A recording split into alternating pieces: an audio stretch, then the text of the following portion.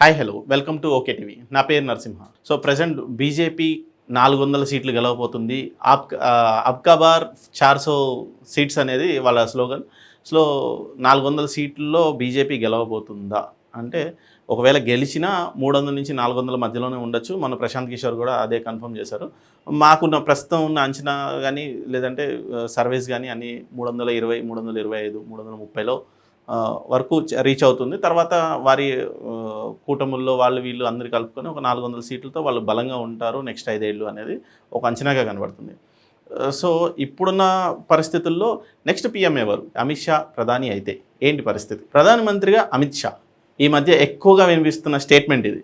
So Narendra Modi ఇప్పటి వరకు 2 సార్లు ప్రధానిగా చేశారు. పైగా బీజేపీలో ఒక రూల్ ఉంది, 75 ఏళ్ళు దాటిన వ్యక్తి ఖచ్చితంగా రాజకీయాల నుంచి రిటైర్మెంట్ తీసుకోవాలి. ఈ లెక్కన వచ్చే ఏడాదికి నరేంద్ర మోదీకి 75 ఏళ్ళు నిండిపోతాయి. సో మోడీ కూడా బీజేపీ రూల్ ప్రకారం రిటైర్మెంట్ తీసుకోబోతున్నారు. సో ఈ మధ్య కేంద్ర హోంమంత్రిగా అమిత్ షా ఒక భారీ బహిరంగ సభ ఏర్పాటు చేశారు. అన్నింటిలో మాట్లాడుతూ శివరాజ్ సింగ్ చౌహాన్కు 77 ఏళ్ల వయసు మీద పడింది, ఆరోగ్యం కూడా సహకరించడం లేదు, కాబట్టి రాజకీయాల నుంచి విరామం తీసుకుంటే బాగుంటుంది అనే ఒక ఇదికి వచ్చారు. సో ఇదే విషయంలో ఈ కామెంట్లు ప్రతిపక్షాలు అస్త్రంగా తీసుకొని కొన్ని విషయాలలో ఆ మాటలు అన్నది శివరాజ్ సింగ్ చౌహాన్ కాదు, పరోక్షంగా ప్రధాని మోడీనే అన్నారని చిదంబరం ఒక ట్వీట్ చేశారు. సో అమిత్ షా మెల్లగా ప్రధానమంత్రి పదవికి రోడ్ వేసుకుంటున్నారా అంటే ప్రధానమంత్రికి ప్రతిపక్షాలు అదే ఆరోపిస్తున్నాయి. మొట్టమొదటగా అంతకుముందు ఢిల్లీ సీఎం కేజ్రీవాల్ కూడా ప్రధాని పీఠంపై కూర్చునేందుకు అమిత్ షా గ్రౌండ్ ప్రిపేర్ చేసుకుంటున్నారు అని అన్నారు.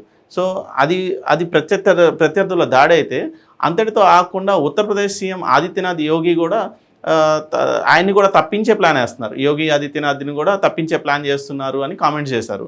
దీని అర్థం బీజేపీలో బలమైన నేతగా ఎదుగుతున్న ఎవరిని మోదీ షా ద్వయం ఊరుకోవట్లేదా? లేదంటే వాళ్ళు మాట్లాడితే ప్రస్తుతం మోదీ తర్వాత ప్రధాని అభ్యర్థిగా కనిపిస్తున్నది యోగినే, అందుకే యోగిని రాజకీయాల నుండి తప్పిస్తున్నారు అమిత్ షా, ప్రధానమంత్రి పదవికి ఖర్చీఫ్ వేసుకుంటున్నారు అనేది కేజ్రీవాల్ కామెంట్స్. సో ఆయన కామెంట్స్ తర్వాత చిదంబరము, కేజ్రీవాల్ వీళ్ళ కామెంట్స్ అంటున్నారని కాదు, కానీ నరేంద్ర మోడీ కూడా రెండోసారి ప్రధానమంత్రి అయ్యాక అమిత్ షానే ఫాలో అవుతున్నారు. అమిత్ షాలో కూడా చాలా మార్పులు వచ్చాయి.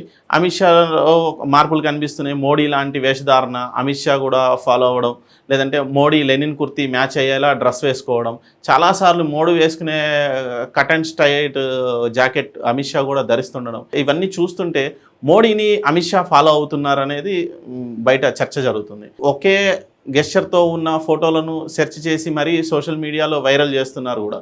అంతేకాకుండా మోడీ మొదటిసారి ప్రధాని అయినప్పటికీ కాస్త ఎక్కువ గ్యాప్ ఇచ్చి మోడీ వెనుక నడిచిన అమిత్ షా రెండోసారి ప్రధాని అయ్యాక మోడీకి తనకు మధ్య ఉన్న ఆ గ్యాప్ తగ్గించి నడిచిన విషయంలో కూడా గుర్తు చేసుకుంటున్నారు. సో కొన్నిసార్లు మోదీని మ్యాచ్ చేస్తూ నడిచిన ఘటనలు కూడా బాగా గుర్తుపెట్టుకున్నారు. జాగ్రత్తగా గమనిస్తే మోడీ ఎఫెక్టివ్గా ఎలా మాట్లాడుతున్నారో అలానే మాట్లాడుతున్నారు అమిత్ షా కూడా. చాలామంది మర్చిపోయి ఉండొచ్చు, కానీ ఒకప్పుడు మోదీ షాడో లాగా కనిపించిన అమిత్ షా ఇప్పుడు మాస్టర్ మైండ్ లాగా ఎదిగారు. సో ఏ రాష్ట్రంలో ముఖ్యమంత్రులతోనైనా పొత్తుల గురించి అయినా నిధుల కోసమైనా సరే వెళ్ళి కలుస్తున్నది అమిత్ షానే. వెంటే షాడో అనే పేరు తుడిచేసి పవర్ సెట్టర్గా మారారు అమిత్ షా. కాకపోతే మూడోసారి కూడా ప్రధానిగా మోడీనే ఉంటారు అంటూ అమిత్ షా కొండబద్దలు కొట్టినప్పటికీ 75 ఏళ్ళు రిటైర్మెంట్ వంటివి మోడీకి కాదు అని క్లారిటీ కూడా ఇచ్చారు. సో బహుశా ఆ తర్వాత వచ్చే టర్మ్ కోసం అమిత్ షా ప్లాన్ చేసుకుంటున్నారేమో. ఎందుకంటే అమిత్ షాకి ఇప్పటికీ 60 సంవత్సరాలే, కాబట్టి ఇప్పుడే అంత తొందరపడాల్సిన అవసరం లేదు అని భావిస్తుండొచ్చు. సో ఇదే పరిస్థితుల్లో 60 ఏళ్ళు అయినా కూడా వచ్చే సంవత్సరానికి 75 ఏళ్ళు నిండిన మోడీ దిగిపోయి తర్వాత అమిత్ షాకి ఆ పగ్గాలు అప్పచెప్పచ్చు. ఎందుకంటే ఇప్పటికి ఇంకా మోడీ ట్రెండే నడుస్తుంది.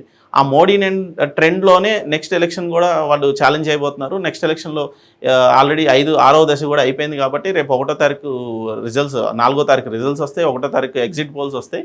వీటి తర్వాత మోడీ ఒకవేళ మూడోసారి ప్రధాని అయినా కూడా 1 సంవత్సరం తర్వాత ఆయన రిటైర్మెంట్ తీసుకొని మళ్ళీ అమిత్ షా లాంటి వ్యక్తికే అన్నీ చక్కబరిచి నెక్స్ట్ థర్డ్ టర్మ్లో ఆయన ఏదైతే ప్లాన్స్ ఇంప్రూవ్ చేద్దాం అనుకుంటున్నారో అవన్నీ చక్కబరిచి తర్వాత అమిత్ షాకి ఆ పగ్గాలు ఇవ్వదలుచుకుంటున్నారేమో.